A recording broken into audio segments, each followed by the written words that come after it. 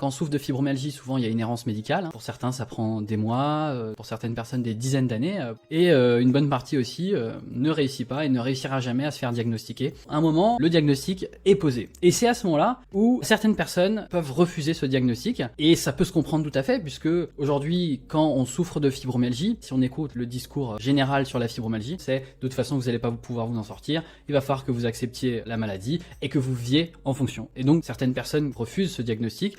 Un deuxième aspect, quand on souffre de fibromyalgie, on a un tempérament spécifique. On a ce tempérament, fonctionner un peu en mode bulldozer, à faire beaucoup de choses, à vouloir beaucoup aider les autres. Quand le diagnostic est posé, ça nous met dans une situation où on se dit il va falloir qu'on ralentisse, il va falloir qu'on fasse moins de choses, parce que ces personnes ont ce tempérament. Elles peuvent aussi, dans un premier temps, refuser ce diagnostic parce que ça ne leur va pas. Elles ne veulent pas arriver dans cette situation. Et il y a une troisième explication, c'est que on ne veut pas être cette personne qui est malade imaginaire, qui va devoir, entre guillemets, fainéante, on va devoir ralentir, etc. Et donc on veut pas se retrouver dans cette situation. Si vous êtes dans cette situation, faites votre parcours, voyez si vraiment vous correspondez à ce terrain ou pas, et après, petit à petit, trouvez des solutions à vous occuper des causes de la maladie plutôt que juste du symptôme. Si on veut s'en sortir à la fin, il faut bien sûr s'occuper des causes pour pouvoir justement viser juste et voir que petit à petit, le corps se rééquilibre. Et c'est justement tout l'objectif de ma conférence que j'anime très régulièrement. Je vous invite à vous inscrire à ma conférence qui est gratuite. Je vais vous mettre le lien quelque part autour de la vidéo.